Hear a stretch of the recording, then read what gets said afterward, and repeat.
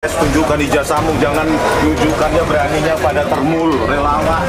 Penyidik dari Direktorat Reskrimum masih terus bekerja mengumpulkan fakta-fakta. Sejak kasus dugaan pencemaran nama baik Joko Widodo dinaikkan ke tahap penyidikan oleh penyidik Polda Metro Jaya, hingga kini polisi mengaku masih mengumpulkan fakta-fakta.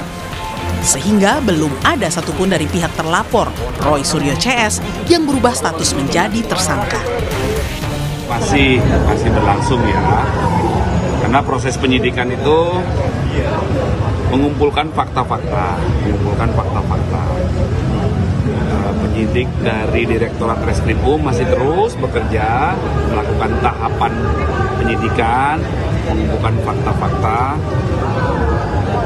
Dalam proses penyidikan itu ada SOP-nya. SOP-nya itu dilakukan secara prosedural dan profesional. Tak hanya di Jakarta, kasus ijazah Jokowi di Pengadilan Negeri Sleman, proses mediasinya lagi-lagi berakhir deadlock. Hal ini karena pihak tergugat yakni Jokowi bersikukuh menolak memperlihatkan ijazahnya di hadapan penggugat. Sementara pihak penggugat menilai Jokowi tidak menghormati pengadilan karena lebih memilih memperlihatkan ijazahnya kepada para relawannya. Untuk tergugat satu dalam hal ini Pak Jokowi supaya memperlihatkan ya ijazah aslinya. Namun demikian kami tolak secara tegas dengan alasan bahwa penggugat tidak memiliki otoritas sebagai aparat penegak hukum sehingga tidak ada kewajiban bagi Pak Jokowi untuk memperlihatkan. Kemarin itu beliau bertemu dengan Budi Ari, Freddy Damanik dari Projo, itu kemudian ditunjukkan. Nah, mereka bukan penegak hukum, mereka juga masyarakat. Lah, kami ini juga masyarakat. Jadi kesimpulannya adalah beliau tidak mau menunjukkan ijazahnya. Sebelumnya, Waketum Projo Freddy Damanik menceritakan soal pertemuan Projo dengan Jokowi pada 24 Oktober lalu. Ia mengatakan Jokowi sempat menunjukkan ijazahnya pada saat pertemuan. Kita tadi dipertunjukkan bahwa ijazah Pak Jokowi itu ada, dan Pak Jokowi juga udah menunjukkan ke rektor, ke dekan. Kasus ijazah Jokowi masih bergulir hingga melebar kemana-mana. Namun Jokowi sendiri masih teguh dengan sikapnya yang tidak mau menunjukkan ijazahnya kepada para penuding dan penggugatnya. Tim Liputan Kompas TV. Laporan pencemaran nama baik Jokowi di Polda Metro Jaya sampai sekarang belum ada penetapan tersangka sejak kasus naik ke tingkat penyidikan. Meski begitu, dalam waktu dekat gelar perkara kasus akan dilaksanakan.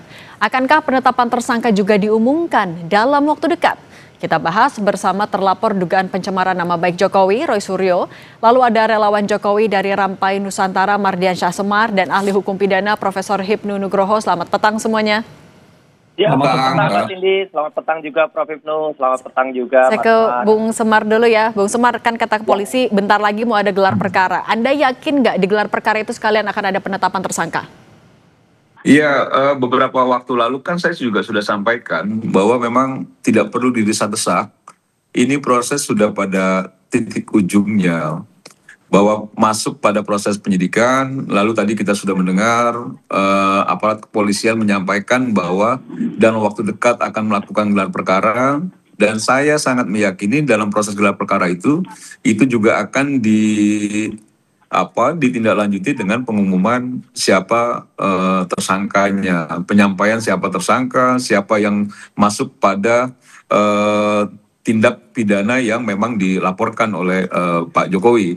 Dan tentu jika pihak kepolisian sudah menetapkan tersangka, sudah barang tentu bukti-bukti, fakta-fakta itu sudah ada. Makanya saya sangat meyakini, jadi kalaupun dipaksa-paksa nggak perlu juga. Kalau misalnya teman-teman ada yang memaksa-maksa, karena memang ini sudah pada ujungnya. Makanya saya sempat sampaikan ke Roy Suryo, bersiap aja secara mental, bersiap aja secara batinnya, supaya misal menghadapi proses hukum itu juga nanti tidak juga akhirnya Iya memang harus kayak gitu. Jadi jangan juga nanti akhirnya pas sudah ditetapkan tersangka pakai kursi roda lagi sama penyangga leher, kan jadi pusing juga kita. Nah ini kita tanya ke Bung Roy langsung ya. Bung Roy, khawatir nggak kalau dari Rampai Nusantara yakin loh ada penetapan tersangka, nanti Anda khawatir nggak? Sama sekali tidak, ya. Justru mereka-mereka ini yang stres, ya. Karena apa? Sudah sejak 3 bulan yang lalu bikin janji-janji palsu, bikin hoax di berbagai podcast. Besok minggu depan, dalam waktu dekat. Kemudian mereka bikin podcast hoax semua itu podcastnya. Udah ditetapkan tersangka, udah stres gini. Tuh teman-teman yang mengaku ceboker Nusantara itu, teman-temannya Mas Semar ini, itu udah bikin hoax tuh harusnya ditangkepin semua itu. Bikin hoaxin aja, terus dengan gambar-gambar saya, Bang Resmond, Dr. Tifa, udah dikasih orange, sudah dikasih jeruji besi. Bohong semua itu. Kalau memang mau tetapkan, dari dulu silakan tetapkan Polda. Ayo, gitu loh. Polda ini kan pasti ada sesuatu yang mereka sangat tidak yakin. Ya karena memang tidak yakin, ijazahnya nggak ada. Ijazahnya kan bohong saja itu. Berarti Bung Roy Suryo ngerasa sebenarnya penyidikannya ini berlangsungnya lama. Ya makanya lama tuh kan pasti ada sesuatu. Polda atau polisi itu dia yakin ijazah itu pernah ada. Ya, karena begitu dilihat, diteliti betul, palsu ijazahnya. Terus kemarin katanya ijazah Polda. Terus katanya juga ketika di Solo diperlihatkan kepada relawan yang tidak ada standingnya juga. Ini ijazah yang benar di mana? Disita atau di tangan Jokowi atau nggak pernah ada?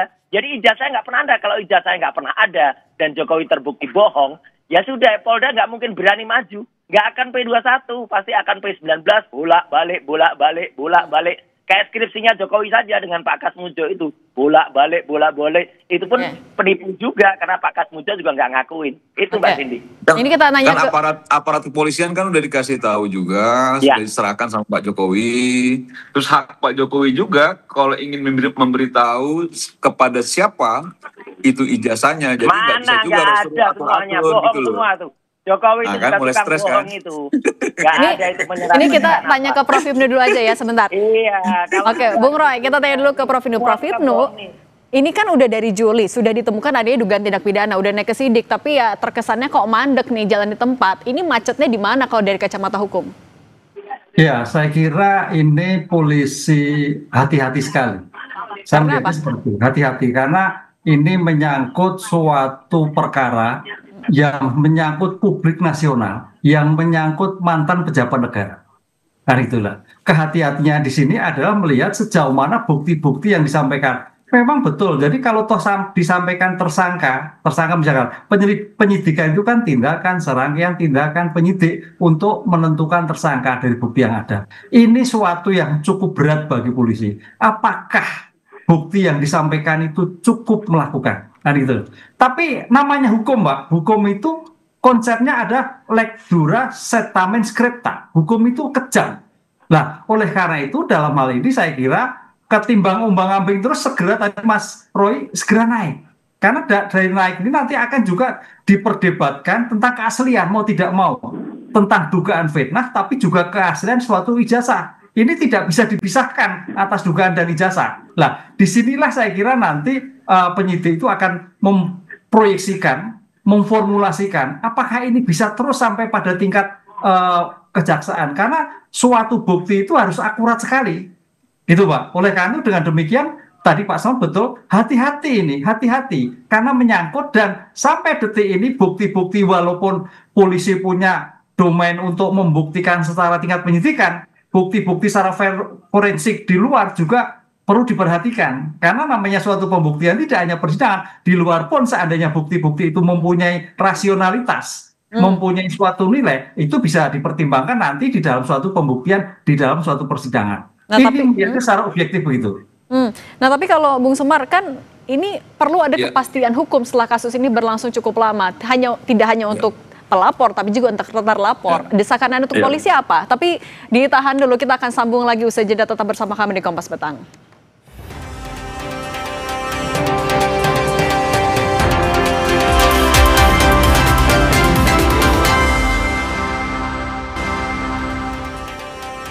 Saya mau lanjutin lagi pertanyaan tadi ke Bung Semar. Bung Semar, kepastian hukum seperti apa yang diinginkan oleh kubu dari Pak Jokowi agar tadi kepastian hukum itu tidak hanya untuk pelapor tapi juga sama-sama untuk pelapor?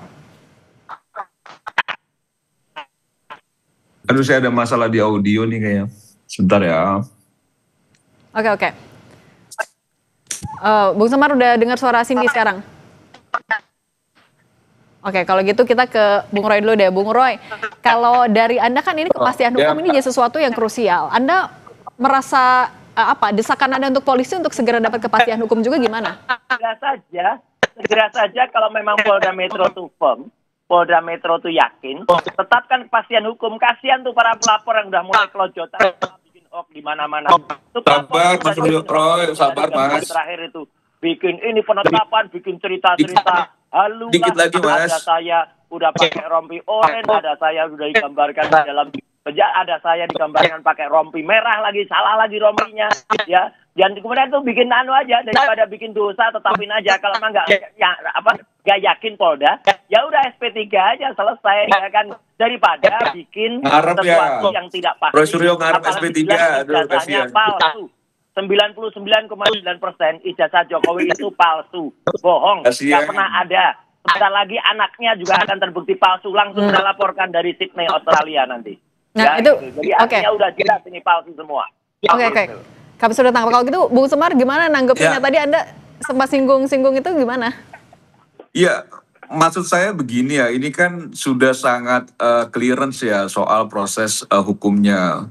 Sekarang sudah masuk penyidikan. Saya setuju sama Pak Hipnu tadi bahwa memang butuh kehati-hatian. Ratusan orang juga dijadikan saksi oleh pihak kepolisian. Dan tadi udah disampaikan juga bahwa akan dalam akan gelar perkara. Jadi kalau Roy Suryo berharap SP3, ya saya melihat bahwa itu menandakan makin panik gitu Roy Suryonya kan gitu ya. Karena sesungguhnya saya sejak awal meyakini bahwa ini sudah ditemukan bukti-bukti dan fakta hukum yang cukup akurat ya dan cukup valid sehingga polisi sudah masuk proses penyidikan. Jika itu tidak ditemukan pasti tidak masuk proses penyidikan, tinggal lagi gelar perkara. Persoalan apa yang disampaikan Roy Suryo kan itu kegelisahan Roy Suryo saja karena memang ini sudah dia bayangkan betul jika ini sudah diumumkan sebagai tersangka bukan main-main ini, dia harus melewati juga proses hukum yang dilakukan dengan sanksi hukum yang nanti juga dijatuhkan. Nah, bahwa banyak orang bicara misalnya begini, kok kenapa Pak Jokowi menyampaikannya bukan di peradilan? Peradilan kan belum, tapi kalau pihak kepolisian minta sudah diberikan langsung oleh Pak Jokowi. Kalau Pak Jokowi memberikan kepada para relawan atau pada siapapun, itu haknya Pak Jokowi. Jangan diprotes juga kalau dia nggak mau ngasih Roy Suryo dan kawan-kawan, itu haknya Pak Jokowi. Dia mau memberitahu ke siapapun ijazahnya, karena itu memang milik dia kan gitu. Jangan juga akhirnya seolah-olah ingin membangun narasi-narasi yang sesat gitu. Oke, tapi soal ijazah ini juga sebentar.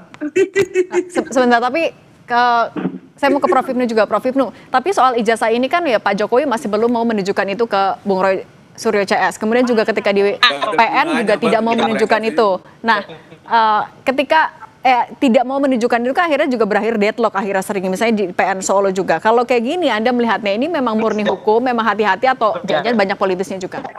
Iya, hati-hati Mbak, karena ini kan menyangkut perkara 30 tahun yang lalu ijazahnya gitu loh. Jadi saksi-saksi pun saksi-saksi ketika 30 tahun yang lalu. Baru memang sekarang ini untuk mengupdate sekarang itu dengan kajian-kajian forensik yang kemarin sudah dilakukan oleh Puslatfor, kemudian teman-temannya Mas Roy dan sebagainya. Cuman keabsahannya ini nanti ada wewenang negara. Negara itu yang mana yang dipakai kan itu loh. Itu yang sekarang dalam tingkat penyidikan. Nanti seandainya itu sampai pada tingkatan persidangan peradilan, baru 2 kesaksian forensik sebagai pendukung keabsahan itu dihadirkan, baik dari teman-teman Mas Roy maupun lapor diajukan, karena itu sebagai bentuk eksaminasi dari bukti forensik yang diajukan. Bukti forensik itu forensik adalah ilmu pengetahuan untuk kepentingan peradilan. Nah, disitulah yang nanti kalau toh ini sampai masuk ada 2 pihak yang membuktikan. Yang dipakai yang mana? Hakimlah yang akan menentukan. Kalau ijazah dari Pak Jokowi sendiri harus ditunjukkan juga nggak sama Pak Jokowi? Pasti harus, karena itu sebagai indeks suatu perkara. Ya nanti di peradilan kok nggak pernah indeks suatu perkara. Nanti akan dilihat. Nggak berani kan juga bahas narasi sesat tuh. Oke, Bung Roy Suryo yakin akan ditunjukkan nanti di pengadilan? Ya pasti Nggak ditunjukkan itu, akan. Mbak. Nggak Itu akan. proses Bohong dia. peradilan Jokowi itu namanya. bohong Pasti udah berkali-kali. Kalau Pembohong Roy Suryo nggak terbesar penting untuk Udah ditunjukkan. udah ada pengadilan di Solo beberapa kali dia nggak berani ngajak Oke. deadlock. Pengadilan, oh. Jadi Jokowi ini pembohong, Mbak. Nggak akan ditunjukkan. Oke. Kalau gitu saya minta tanggapannya Bung Semar. Kalau dari Bung Semar gimana? Iya. Ya, pasti itu akan ditunjukkan dalam proses peradilan. Itu yang tadi saya tegaskan juga, bahwa dalam proses hukumnya kan juga sudah ditunjukkan juga kepada pihak Polda Metro Jaya. Kalau kepada kasus jangan juga akhirnya marah dong. Gitu loh. Jangan juga akhirnya maksa-maksa minta ditunjukkan ke Roy Suryo, itu kan bukan juga pada kewenangannya. Roy Suryo minta ijazahnya Pak Jokowi kan gitu loh. Kalau dalam proses peradilan tentu itu akan dipenuhi oleh Pak Jokowi, dan saya meyakini Roy Suryo dan kawan-kawan segera menjadi tersangka itu. Oke, nanti kita lihat aja di gelar perkara akan seperti apa tindakan polisi. Ya. Bung Semar, Bung Roy Suryo, Prof. Hipnu, terima kasih siap, sudah berbagi siap. bersama kami di Kompas Petang. Jokowi tukang bohong atau tidak? Oke. Terima kasih semuanya, sehat selalu. Enak loh di penjara itu. Terima kasih, Prof. Makasih.